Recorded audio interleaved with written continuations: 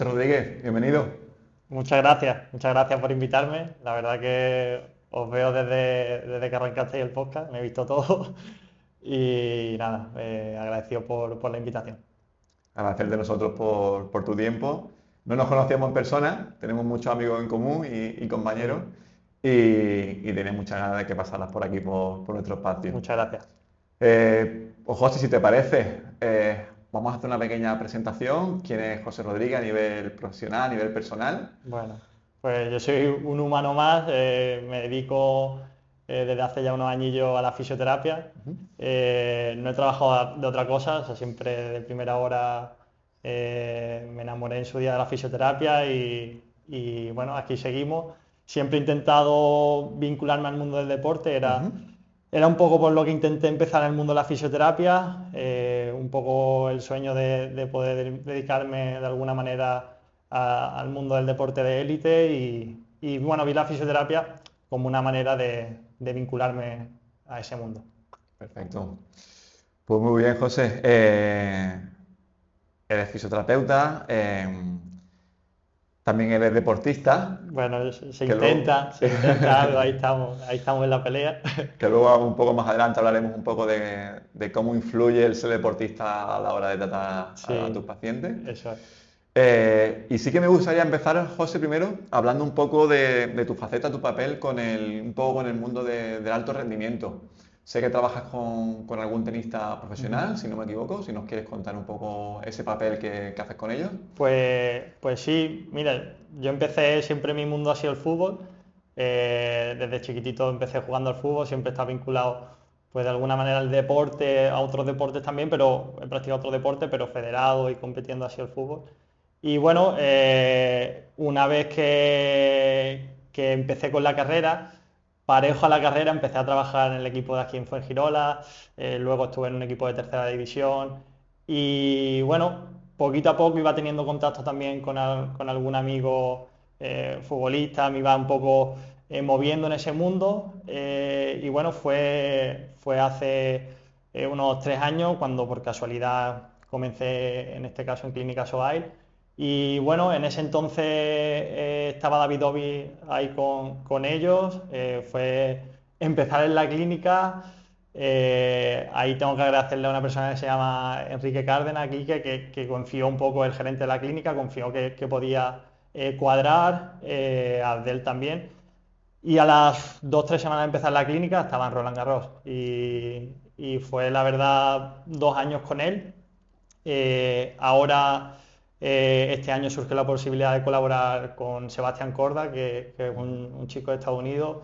Y bueno, pues ahí seguimos, viendo un poco dónde nos depara y disfrutando un poco de este proceso. Muy bien. Entiendo que haces un acompañamiento desde que empieza, bueno, meses antes o semanas antes de que empiece el torneo, ¿no? Y luego Claro, durante el torneo entiendo que... eso es. Ahora mismo, por ejemplo, el caso de Sevi, lo que le acompañamos al no vivir aquí es a los torneos y a veces pues en este caso, por ejemplo, el mes pasado estuve en su casa en Estados Unidos porque pues no estábamos con una lesión y bueno, ahí sí reclamaba un poco la atención en casa y Ujú. bueno, un poco nos adaptamos a cómo vaya yendo el calendario, pero sí, lo fundamental en este caso con el mundo del tenis en los torneos, que por suerte o desgracia hay torneos cada semana, entonces pocas veces están en casa descansando, por así decir. Sí, porque eso es lo que me llama mucho la atención, ¿no? La cantidad de partidos, la cantidad de torneos, pasa también un poco en el fútbol, ¿no? Otros deportes, ¿no? Claro. Gestionar eso tiene que ser Claro, bastante... yo hay veces que pienso que el tenista casi prefiere no lesionarse, obviamente, nunca le gusta lesionarse, pero que si se pierde algún torneo y está en casa es Claro, como, ostras, por fin sí, un tiempo que estoy ahí tranquilo, porque es que desde que empieza en enero en Australia, a lo mejor hasta que vuelva a Estados Unidos, pues puede pasar 3 o 4 meses. claro. Y bueno, pues claro, te acostumbras prácticamente a hacer tu rutina viviendo, el tenista hace la rutina viviendo en un hotel. Claro, qué bien. Pues bien, José, empezando un poco en materia, eres también divulgador en redes. Me gusta mucho el contenido que comparte porque creo que es un contenido muy sincero, un contenido que Muchas gracias. aporta mucho valor. Eh, sin vender humo y hablando siempre desde la evidencia científica y demás. Y me gustaría darte la enhorabuena porque yo me identifico mucho en ese contenido y me gusta mucho ese contenido. Te agradezco. Pues cuéntanos, José, si quieres, un poco más a nivel personal, cómo nació un poco tu pasión por la fisioterapia, por el deporte. Pues mira, ahí te podría decir, todo el mundo que empieza la fisioterapia es verdad que ha tenido alguna lesión. Mi caso no fue así. Mi caso pues fue porque al jugar al fútbol tuve o siempre veía, ya sea por la tele o en este caso ahora te contaré en el campo, veía la figura de esa persona atendiendo y bueno, pues me llamaba mucho la atención. Y bueno, había una persona, en este caso cuando era chiquitito en el campo de fútbol de los boliches, que se llama Seba, le quiero mucho y seguro que va a ver esto. Y esa persona, pues trabajando con las manos, que era lo único que tenía, y escuchándote, aliviaba dolor.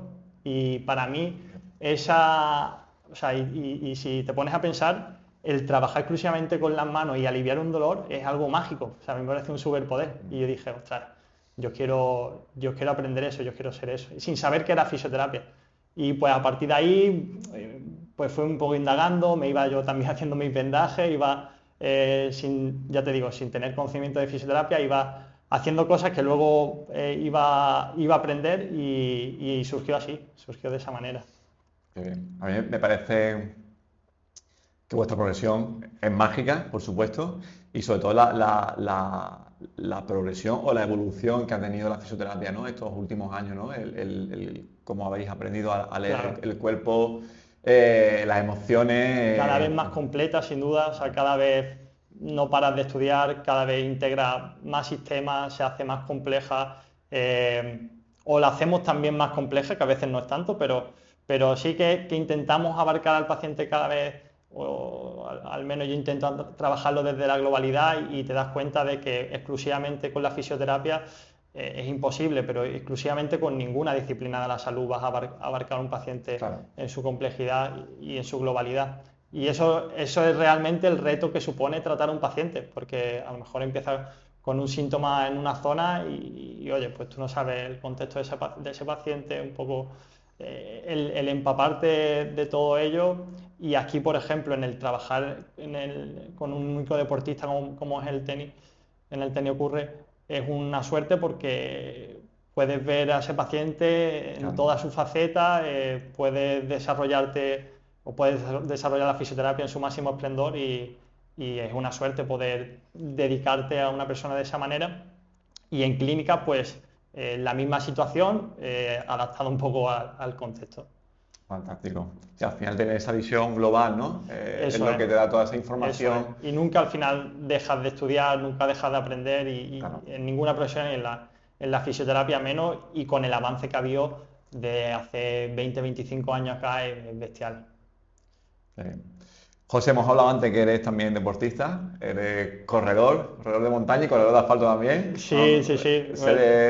Que estás preparando algo chulo en diciembre, ¿no? Bueno, ahí estamos preparando mi primera maratón. Muy bien.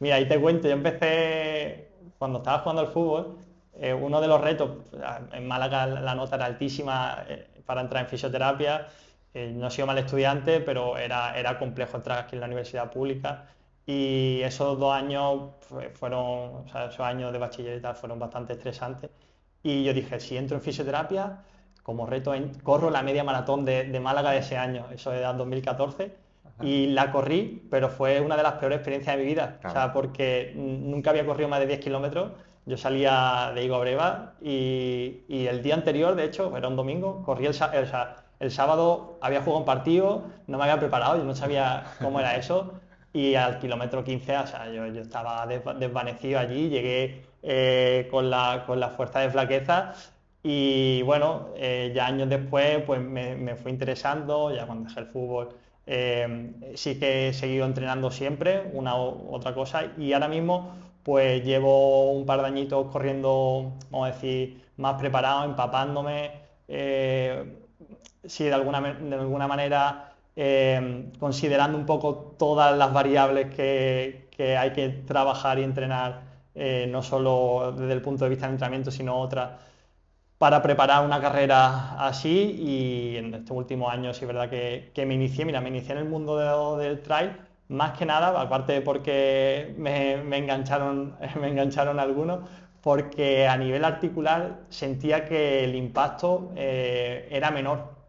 Y siempre cuando meto más carga suelo sufrir un poco las rodillas, cintillas y demás, que ahora por ejemplo estoy aumentando carga y fabuloso, pero empecé a correr un poco más en montaña y sentí que ese impacto lo toleraba mejor y por eso he ido combinando, y también por la conexión que te da irte a la Sierra Mija y correr allí. O sea, para mí eso es meditación en movimiento.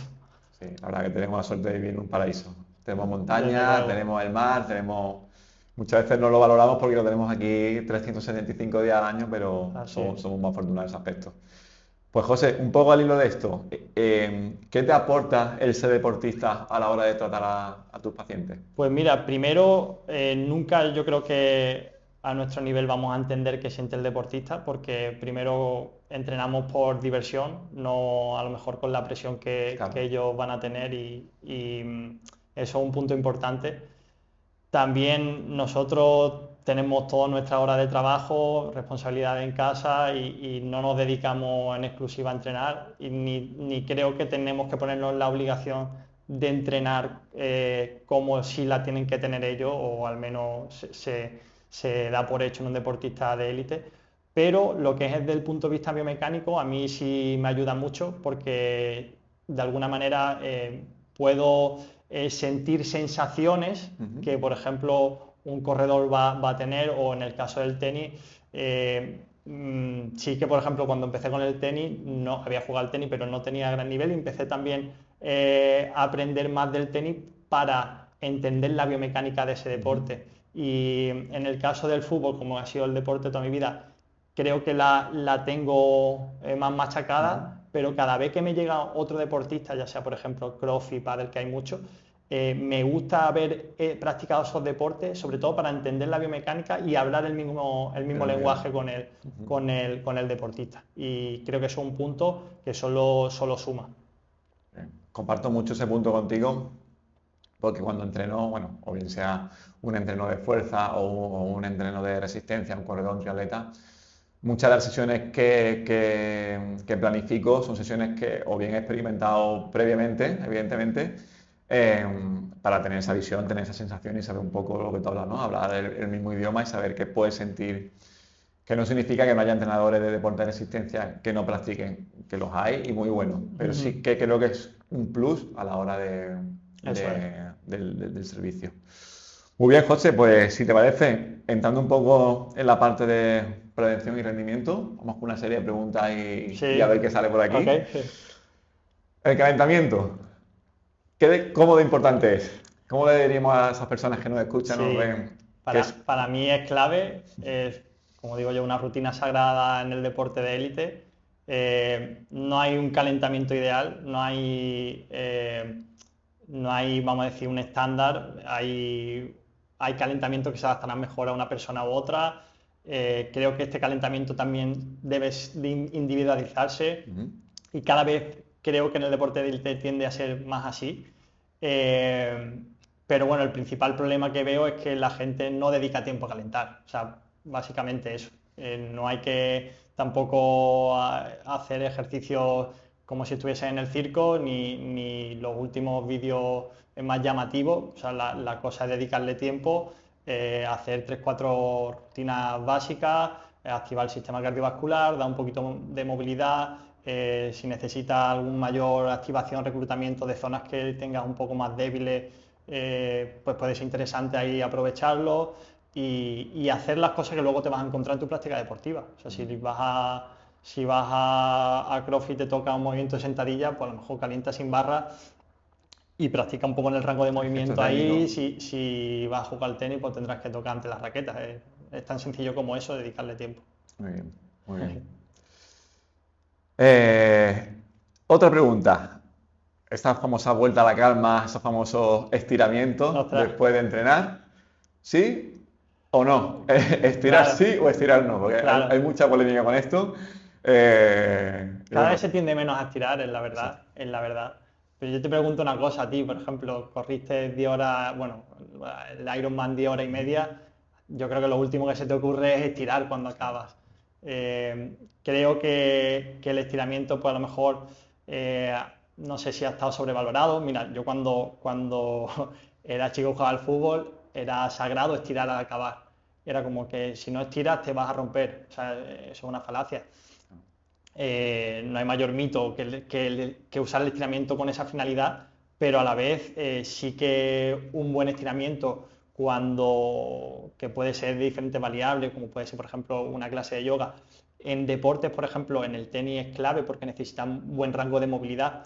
En momentos puntuales donde no está la musculatura con una hiperexcitación, puede ser súper interesante. O sea, tú has entrenado por la mañana y por la tarde, ya vuelta a la calma, estira, pues tiene todo el sentido. Pero si vas a correr una media maratón y el músculo está hiperestresado, no creo que sea interesante al acabar ahí estresarlo más estirando, porque no lo vas a conseguir. Fantástico. Entonces el estiramiento es tan fácil como eso. Y si hoy en día, si ves, por ejemplo, en otro deporte, en el fútbol, lo que se tiende mucho a hacerlo de manera dinámica. Hacer estiramientos de 4 o 5 segundos o de manera balística, pero buscando más el rango de movilidad, El rango de movilidad. Más que de algo pasivo y ponerte ahí a forzar. Perfecto. Vamos a meternos un poco más en materia ahora de running, de carrera. Muchas preguntas que me hacen algunos deportistas que yo tengo. José, ¿cada cuánto tengo que cambiar las zapatillas? Eh, sí, También te añado otra pregunta. ¿Qué nos puede producir una zapatilla que ya haya perdido un poco sus claro, propiedades? claro. Va a depender un poco del tipo de zapatilla, peso, que es importante, terreno porque la has metido. Pero es verdad que siempre se ha tendido a cambiar la zapatilla cuando están desgastada, ¿no? Bueno, hice un vídeo sobre eso porque eh, un inciso es que todos los vídeos y preguntas que respondo son cosas que me he encontrado en clínica y esta es una de ellas porque me encuentro pacientes que llevan a lo mejor años con la misma zapatilla y nunca se ha contemplado esa zapatilla como un motivo de esa fuente de lesión y claro, una zapatilla está diseñada, pues se estima entre 600 y 800 kilómetros. Claro, si tú sobrepasas esa zapatilla, la zapatilla va a perder amortiguación y estabilidad. Entonces vamos a decir, carga, ese impacto va a tener que ser absorbido por otra zona y va a generar, vamos a decir, más carga a nivel articular, vamos a decir, también más tensión a nivel muscular puede pasar. Entonces, simplemente contemplarla y creo que en alguien por ejemplo, que está preparando una carrera así, pues debe contemplarse como mínimo. Fantástico. Siguiendo un poco a nivel técnico, a nivel de, si quieres nos metemos un poco en técnica de carrera, ¿qué importancia le damos a la cadencia? Yo en su día hice un curso de Claro, instructor de técnica de carrera con estos cursos que hacía Lick Sadby de Vivo Barefoot, lo hice en Barcelona con Alex Ventura, si no me equivoco. Y yo le daba mucha importancia, bueno, una de las prácticas que hacíamos era, nos subíamos en una cinta de correr descalzo, metrónomo, tac, tac, tac, y buscar esa famosa cadencia mágica de 180, ¿no? 170 claro, y... pero a alguien le alcanza. Exacto. Ellos, bueno, defendían un poco que esa cadencia alta hacía que tu pisada fuera un poco más en línea con la cadera, en fin, esa entrada de metatarso que era innegociable en aquella época. Ahora, bueno, ya se ve que eso está un Claro, poco más discutido, ¿no? tienes que observar a los maratonianos, cada uno tiene pisada, a lo Totalmente mejor entra diferente. con un valgo exagerado que tú lo miras y tiendes a corregir, pero a lo mejor esa persona, ese deportista de élite, ese maratoniano, se ha adaptado a ello. Y quién eres tú para cambiárselo si no le da ningún problema. Y claro, el tema de la cadencia, es verdad que si tú miras a esos deportistas de élite que hacen maratón europeo y tal, pues sí que van a cadencias muy altas, van a 170, 180, van a cadencias muy altas y bueno, es otra variable, al igual que lo es la técnica de la carrera, que podemos manejar y de alguna manera controlar como fuente de lesión. Y bueno, pues sí que se asocia cadencias más altas a un menor impacto articular Ujú. por el hecho de que no hay tanto, o sea, que una zancada más alta genera un mayor impacto y tú al hacer esa cadencia vamos a decir, mayor, el impacto va a ser menor porque la zancada es más corta, digamos. Sí que es interesante, como menos, trabajarla y todo, o sea, lo puedes controlar fácil con el reloj que tenemos todos. Y bueno, simplemente contemplarla, no hay una cadencia ideal, tampoco, eso también hay que decirlo, no es que a partir de 166, como a mí en su día también me dijeron, a mí me dijeron 166, a partir de ahí es como, vamos a decir, el riesgo de lesión es menor, no es tanto así, o sea, puedes correr quizás por debajo, quizás muy por encima y el riesgo de lesión pues, va a estar ahí, pero como mínimo pues contemplarla y sí, sobre todo, creo que es importante en deportes de resistencia y en deporte de velocidad también, que sí que trabaja la técnica de carrera mucho, pero en deporte de resistencia yo creo que la técnica de carrera es importante y dentro de esa técnica de carrera controlar la cadencia. Y ahora te voy a preguntar por un tema que creo que a lo mejor incluso puede ser más importante que la cadencia, que es el trabajo de fuerza o el trabajo, en este caso, de estabilidad o el trabajo del famoso glúteo medio, Sí, que tanto... falla todo, sí, sí. No sé por qué falla tanto el glúteo medio. No sé si es fatiga, si es la cadera, si es la inervación lumbar, eh, pero es una cosa que ve frecuente en clínica. Y el trabajo de fuerza yo creo que es algo transversal a todos los deportes.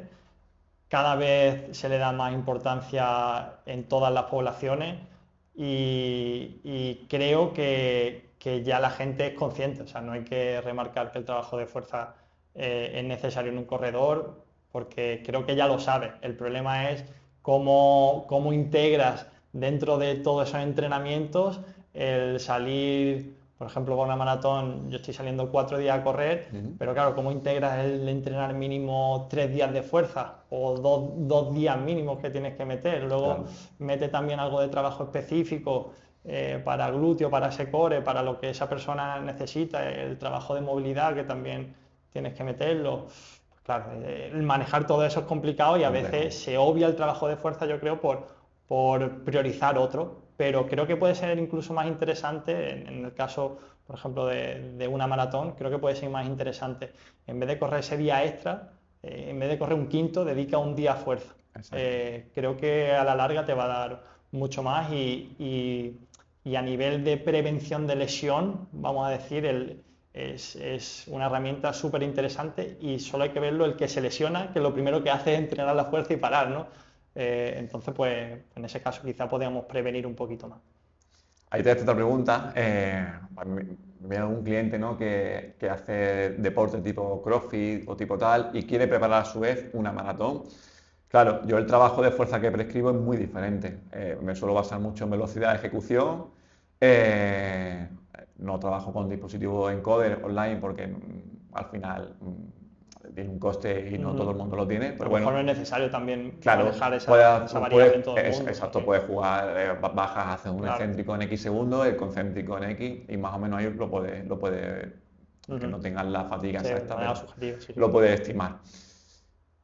Bajo tu punto de vista, ¿cómo orientarías el trabajo de fuerza a esas personas que practican un deporte de resistencia? ¿Ves compatibilidad en un CrossFit X día de Claro. carrera o...? O sea, el concepto de atleta híbrido es muy interesante, creo que ahora está de moda, pero creo que nunca vas a ser el mejor en una disciplina si no la explotas al máximo.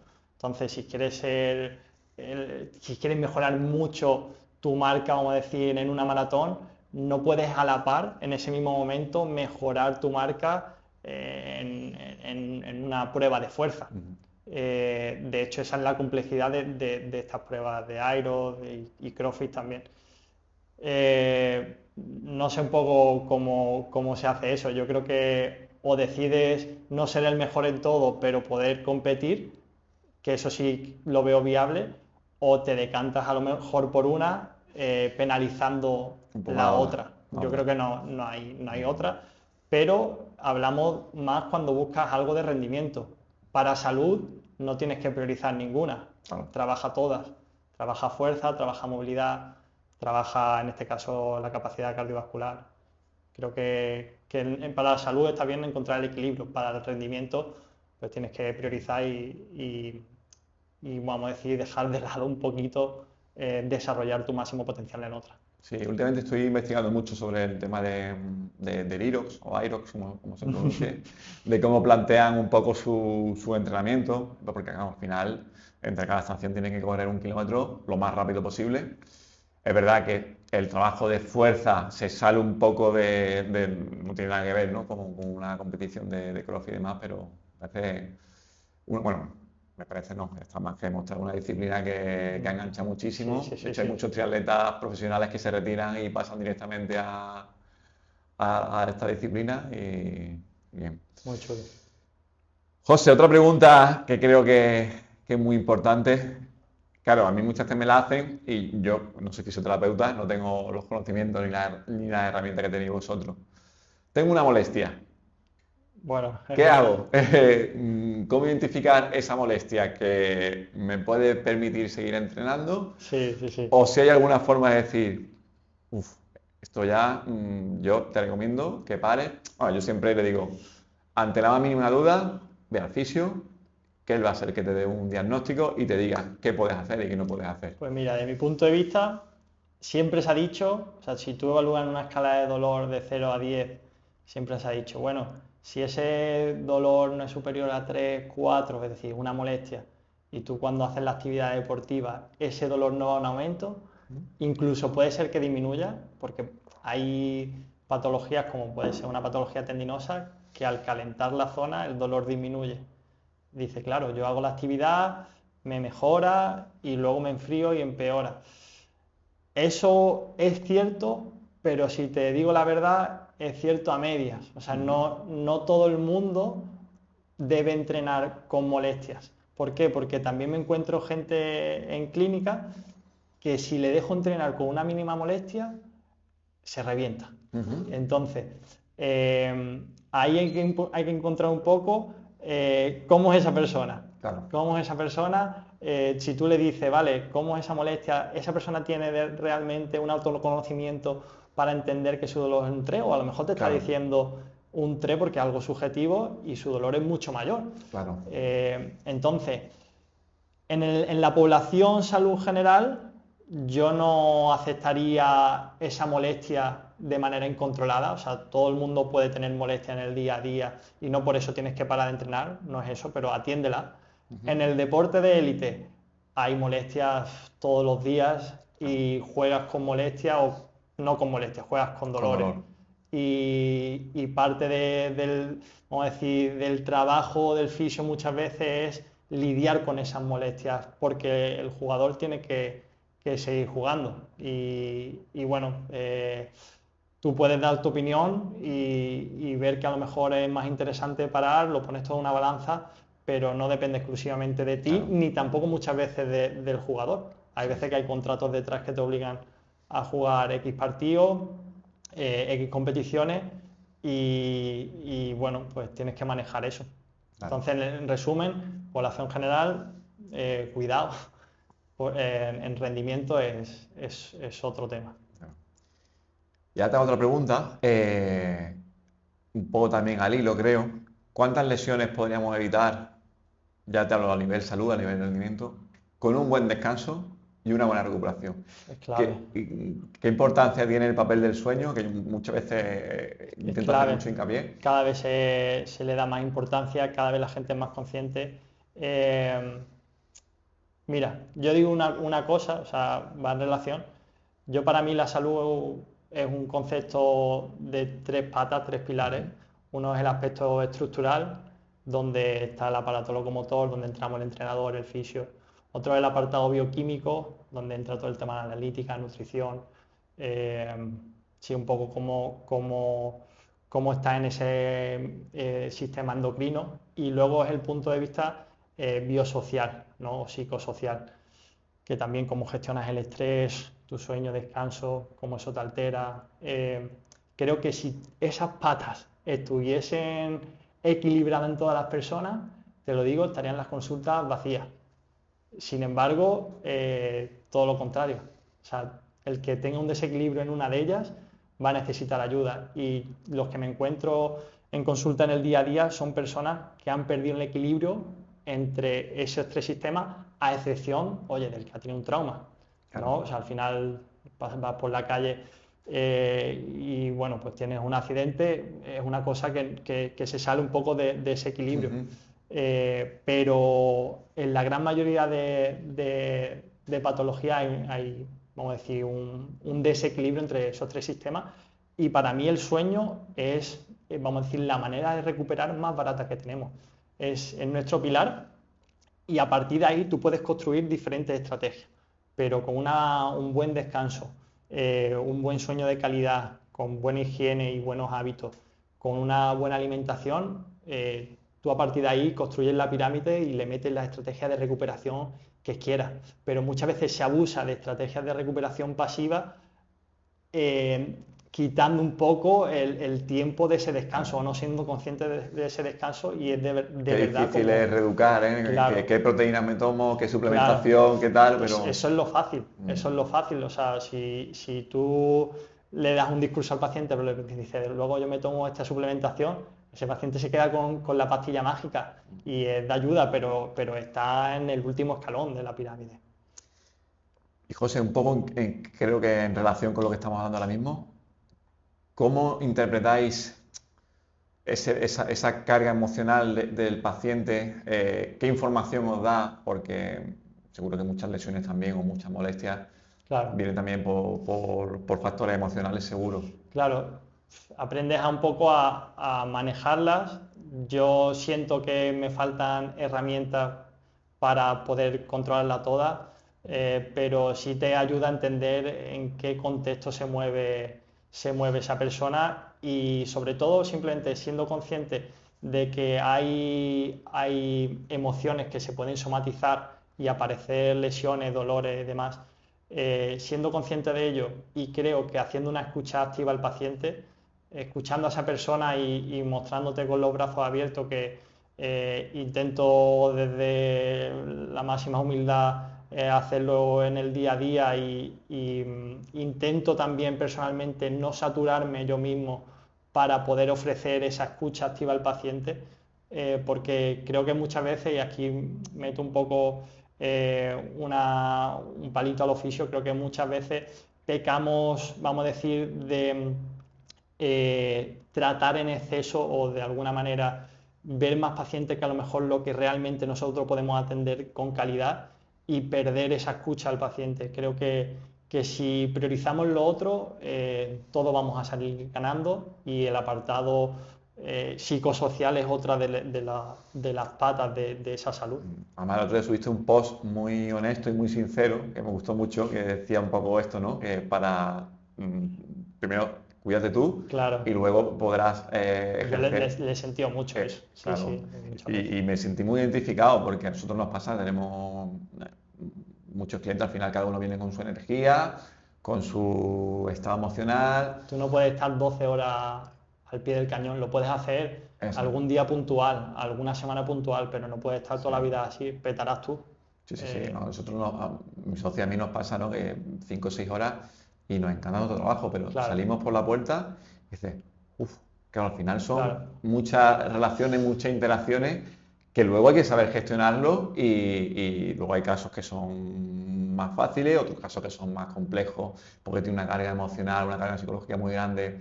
Y lo que tú bien has dicho, muchas veces nosotros no tenemos esas herramientas para poder ni siquiera... Oye, ni pretendemos tenerla tampoco. Exacto, para eso están los psicólogos, Exacto. por supuesto, y trabajar en colaboración con ellos. Pero claro, al final, en el momento que tienes el problema, tienes que afrontarlo de la mejor manera, con tu herramienta, como puedas.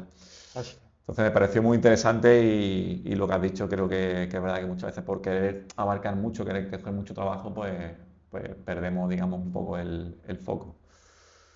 Pues muy bien, José, ya hemos hablado de eso. A nivel de filosofía de vida y salud, ¿qué significa para ti este concepto, que también lo tienes un poco en tus redes, del honest lifestyle? ¿Qué significa para ti? ¿Cómo lo Mira, aplicas? pues básicamente es ser realista con lo que publicas. Intento mostrarme como soy. O sea, el tema de empezar en redes fue una cuestión de que hubo dos motivos ahí. Uno fue romper una barrera personal de mostrarme en público, que creo que a todos nos Exponerte. cuesta, y bueno, el hecho de grabarte en un vídeo o venir a un podcast como este, te lo agradezco porque al final es una manera de romper barreras y retarte a exponerte, que es una tarea pendiente para muchos. Y luego lo otro porque, claro, todos tenemos, yo creo, el síndrome del impostor de decir, no, no soy lo suficiente bueno para considerarme experto en subir algo. Pero oye, me di cuenta que si yo a ese paciente, igual que le mandaba un vídeo por WhatsApp o le pedía que me grabase, tenía los ejercicios ahí o luego dudas que iban surgiendo, pues las respondía. Oye, para mí, si a una única persona ese vídeo le ha ayudado, me hace súper contento. Y de hecho me ha pasado muchas veces así que te encuentras gente, oye, pues vi y tal, y hice esto, o sea, siento que ha merecido la pena. Entonces el concepto de Honest Live es básicamente pues, ser realista con lo que publicas, sabiendo que cada uno tenemos un contexto diferente y comportarme así en todos los ámbitos de mi vida personal y no mostrar algo que creo que no me aportaría. Me gusta mucho también y compartimos mi socio Ander y yo esa filosofía. El otro día tenía un debate con un buen amigo que se dedica a temas de marketing, de entrenadores, de potenciar negocio y tal. Y él me decía, el marketing no es malo. Digo, jamás diré yo que el marketing es malo. Pero es verdad que a mí me pasa, no sé si te pasa a ti un poco, tengo cierta saturación de redes cuando veo, te voy a dar 3 ejercicios para, Claro, pum, te voy a dar... lo peor y- que es que lo que vende, o sea, Claro, entonces claro, lo que hemos hablado también antes un poco fuera de cámara, ¿no? Nuestro crecimiento buscamos que sea sostenible y es difícil mostrar lo que haces sin realmente hacer un contenido donde haya mucha visibilidad en cuanto a... Nosotros no grabamos a nadie entrenando, ¿no? claro. Entonces, buscar ese punto de visibilidad mostrando realmente lo que tú haces, que a día de hoy todo es fuegos artificiales en redes, Es muy complejo. y cuando veo compañeros que hacen este tipo de contenido, me chirría un poco porque digo, si queremos que nos consideren profesionales de la salud o profesionales, vamos a tratarnos como tal o Sí, vamos a intentar, al final ya solo veo actores claro. y... Reaccionando al vídeo más popular que hay Exacto, exacto. y generando Sí, clickbait. sí, Es sí, sí. así. Bueno, es una cosa que no podemos controlar ni tú y No, no, no, yo. totalmente, totalmente. O sea, podemos controlar lo que nosotros queremos Ujú, que la gente vea de nosotros sí, en redes, que al final esa es también la dificultad de mostrarte, sí. qué quieres tú enseñar, ¿no? Y luego lo que has comentado del síndrome del impostor, yo a todas las personas que conozco, que admiro, que tengo un respeto profesional, como en tu caso, por ejemplo, eh, tienen ese síndrome, pero por el mero hecho de que gente con inquietudes, gente con ganas de aprender, gente... Y eso hace que nunca te sientas como que lo sabes todo Ya, o que tienes todas las herramientas del mundo, ¿no? Sino que ves un poco más allá de decir, vale, esto lo sé, pero esto me interesa, quiero aprender de aquí, quiero ver de aquí. Entonces creo que eso os sí, a pasa, mí me ha ayudado pasa. que cuando he aceptado que el tratar a una persona es algo complejo y que no siempre a alguien que entra por la puerta le puedes dar solución, me quita de alguna manera esa Esa presión presión, claro. y bueno, pues a veces es mejor decirle, oye, pues no tengo ni idea qué tienes, no te puedo ayudar, pero quizá esta persona sí y Claro, eh, creo que así pues que se gana más. bueno. Muy bien, José. Bueno, terminando con algunas preguntas un poco de esta parte más de filosofía de vida, de salud. Eh, ¿Qué opinas ahora un poco a nivel de... Se habla mucho de encontrar el equilibrio, ¿no? Entre el ejercicio, entre la salud, entre... Y te hablo un poco de... Y creo que tú también lo verás alguna vez en pacientes. Gente que se obsesiona mucho con el mundo del deporte de resistencia, con el mundo de... Que al final todo eso deriva, pues, en molestias, lesiones, etcétera. En tu caso, ¿cómo lo haces tú a nivel personal? ¿Cómo buscas tú, encuentras ese equilibrio entre entrenamiento, trabajo, socializar, que también es importante? Claro, es complicado. Creo que una de las claves es planificar. O sea, planificarte tu día, planificar tu rutina desde que te levantas hasta que te acuestas.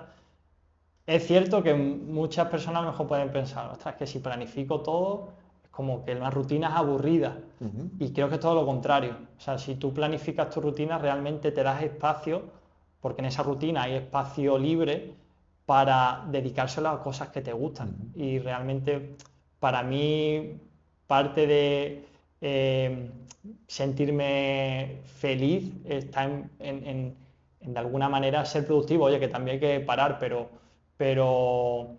creo que una es planificar y otro es pues también controlar tu entorno, que todo ayude, también sabiendo que hay situaciones en las que te puede surgir un evento familiar que te obligue a parar o cualquier otro percance, pero si tú tienes bien planificado, bien establecida tu rutina y sabes tomar decisiones donde decir sí, donde decir no, creo que es posible manejarse. Pero si tu prioridad es exclusivamente, me explico, si tú, por ejemplo, tu única prioridad es sacar unos estudios, yo entiendo que tu tiempo para entrenar sea muy limitado. Pero si quieres correr una maratón, creo que tienes que dedicar ese tiempo a entrenar y sacárselo de otros lados y aceptar que se lo estás sacando de otros lados. Claro. Lo que no puede ser es, oye, pues voy a rendir entrenando, voy a rendir en la familia y voy a rendir estudiando. Eso es imposible. Y te he hecho esta pregunta porque como veo que cada vez hay un nivel de autoexigencia Es así. mayor en todo y tenemos que ser perfectos, impolutos, los mejores trabajando, los más Claro, y te productivos, los muestras eso mejores. también en redes Claro, exacto. y lo ves y dices, ostras, si este está corriendo tanto, ¿cómo no lo corro yo? Pues yo me tengo que retar más. Exacto. Bueno, eso, y ahí Y ya entraríamos en el mundo claro, de las comparaciones cuando llega claro, una carrera y bueno, eso ya es otro melón, otro odioso, melón. odioso. Qué bien, José. Pues mira, sé que eres un gran lector, que te gusta mucho, mucho leer. Entonces, recomiéndanos algún libro que te haya marcado, algún libro, no hace falta que sea deportivo, ¿eh? Ni Sí, simplemente... pues mira, este año me propuse leer más. El año pasado, bueno, que acabé osteopatía, acabé súper súper saturado, pues vamos a decir, de leer y estudiar, pero temas más Razonable. relacionados con mi profesión.